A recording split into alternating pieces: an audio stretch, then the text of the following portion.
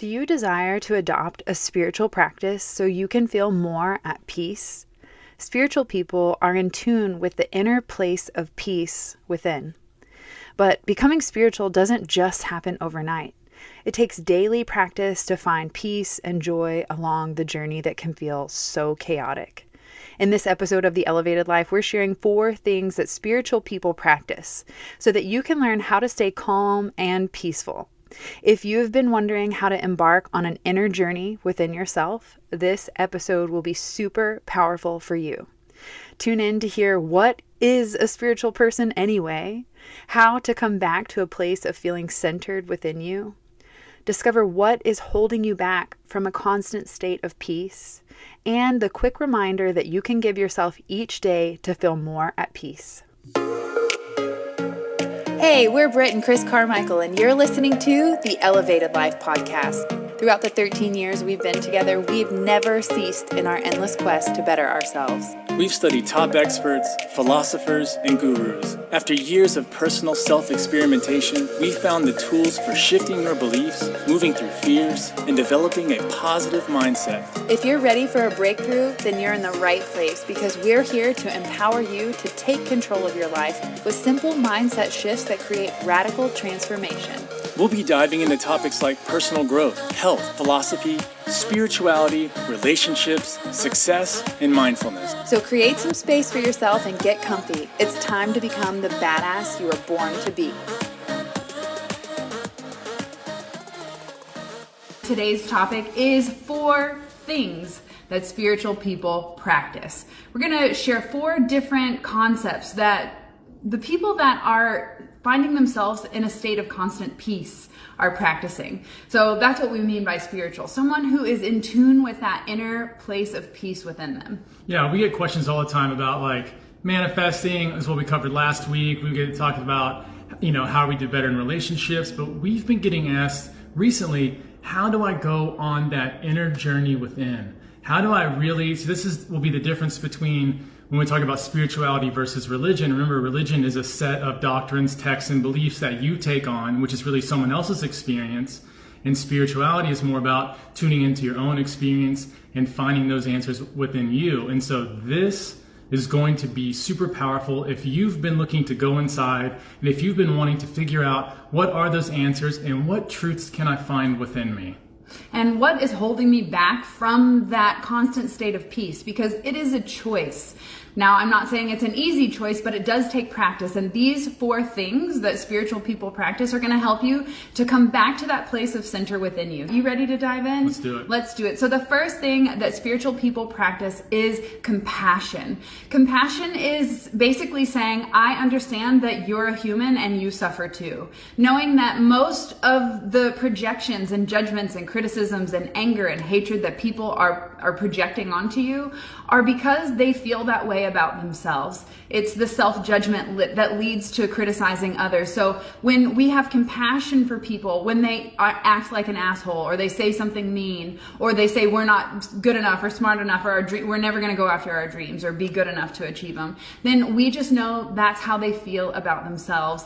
And this takes a lot of detachment. This takes a lot of practice. Compassion does, because it is you saying, I know that you're suffering and that's okay, because whatever you project onto me isn't about me. And that is the practice of compassion, is knowing that other people's own suffering is a projection onto you and it has nothing to do with you. Yeah, this is so big. The next time someone personally attacks you and you start to feel those defenses raise up and you start to feel like, you feel that like anger come up, just look deeply in their eyes and see if you can notice the struggle that they're going through.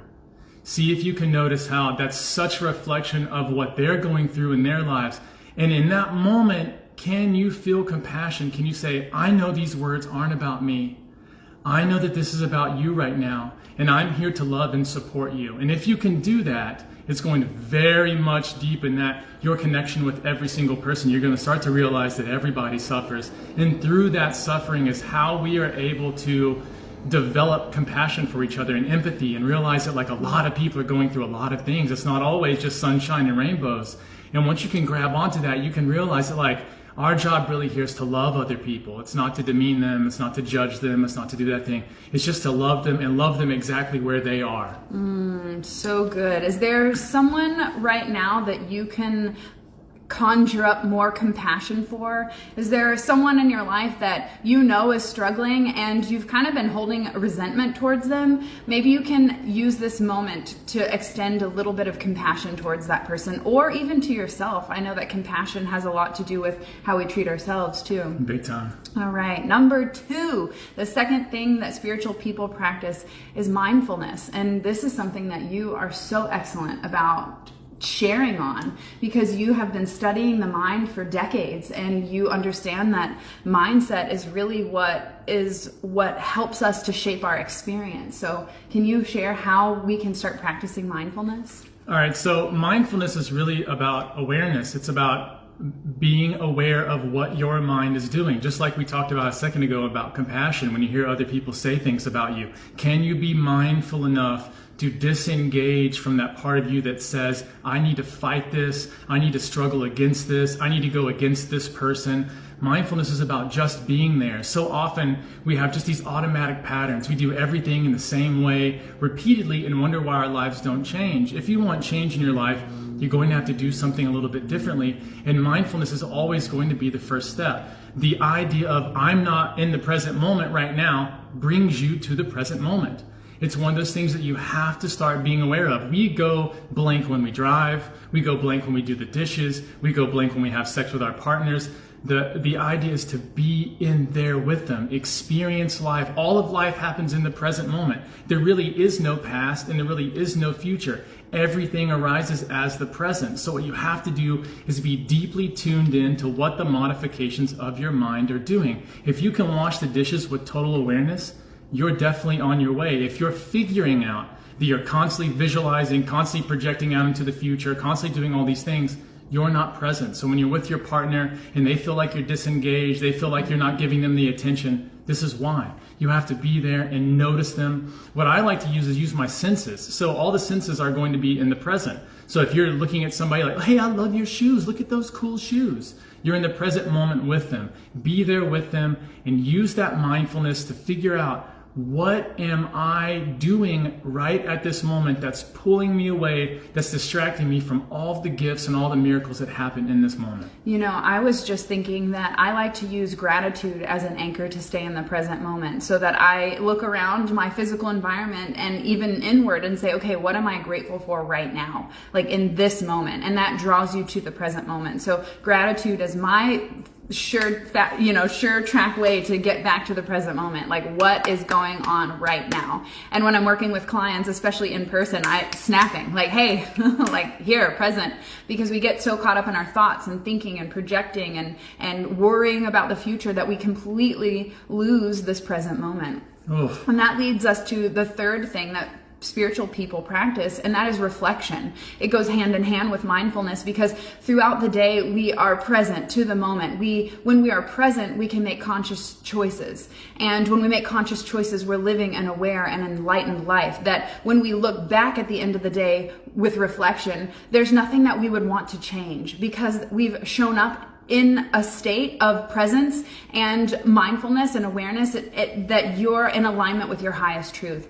So if you were to unmindfully go through life, continue your habits, and then get to the end of the day and reflect back and say, wow, I treated myself like a jerk. I treated my coworkers like a jerk. I really should have eaten differently. Man, I made some bad choices when I, made that left turn, whatever it may be. When you reflect back on your day and there's a lot of things you want to change, it's most likely because you're not being mindful in the moment. Yeah, reflection can be so powerful, because without it, you end up getting stuck in that pattern. You have a pattern, just like we talked about. You bathe the same way, you shower the same way, you do stuff in the same order, and it's always important to break that. I notice patterns all the time where I cross by somebody and I just want to say hi to them for a second. I say, hey, how's your day going? And they go, oh, I'm not doing much later. You're like, that didn't make sense. It's because they answered with a pattern. And so getting out of that and reflecting on, when have you used patterns in your life? What's the pattern of your relationships? What's the pattern of your work life?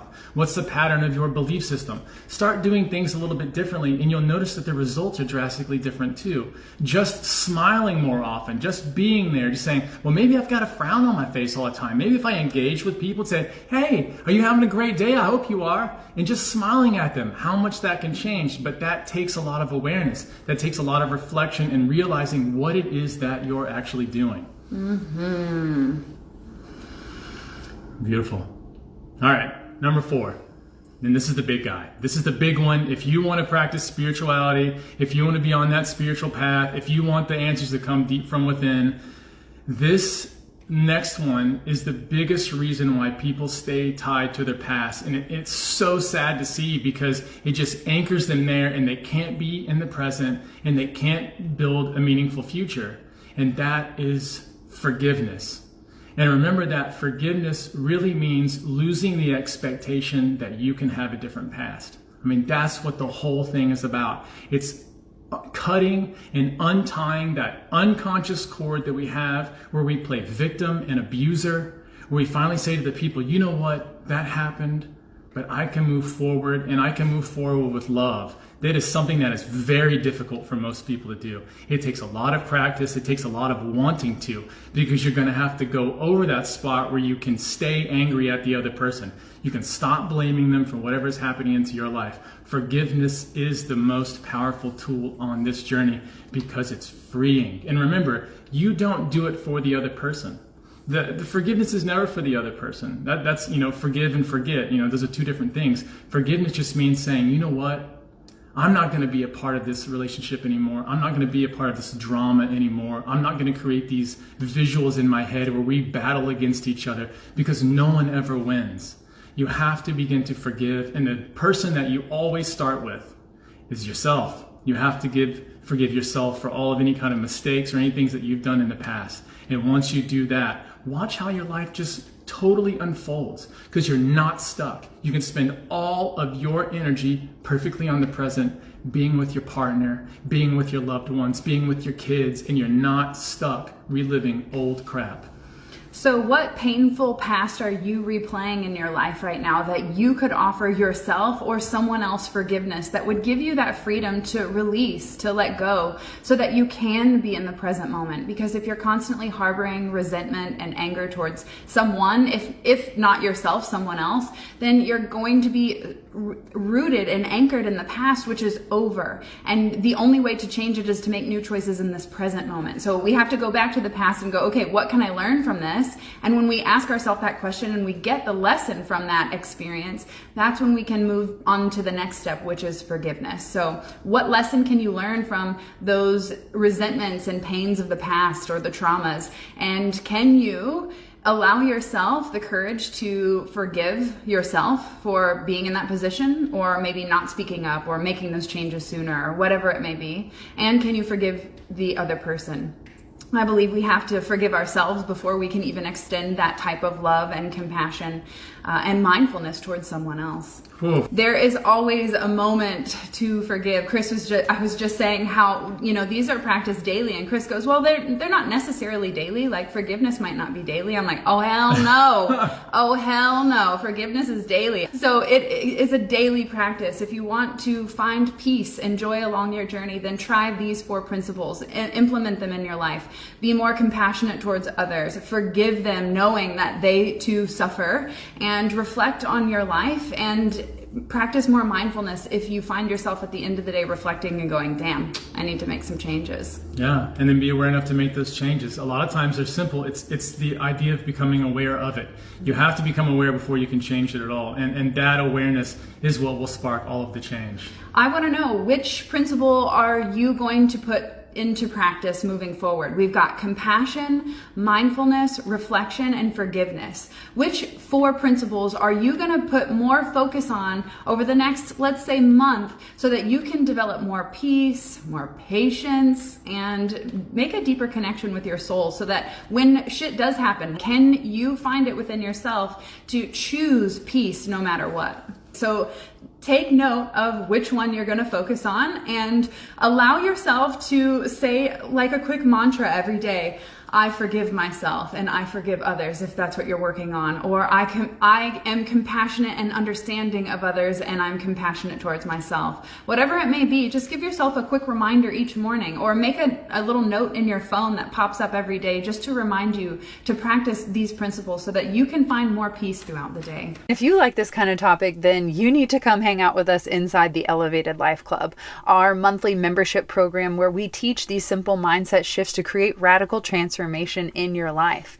Monthly yoga, live group coaching, meditation practices, all the tools that you need to up-level and expand in your personal development and your spiritual growth. We appreciate the good vibes. We will see you guys next week. Peace. Thanks so much for tuning in to the Elevated Life Podcast. Want more? Join us at theelevatedlifeclub.com for mindset upgrades, lifestyle hacks, and spiritual tools to elevate your soul. Each month features a new masterclass, meditation, yoga practice, and more to help you transform your life one step at a time. Come join the 7 or Above Club.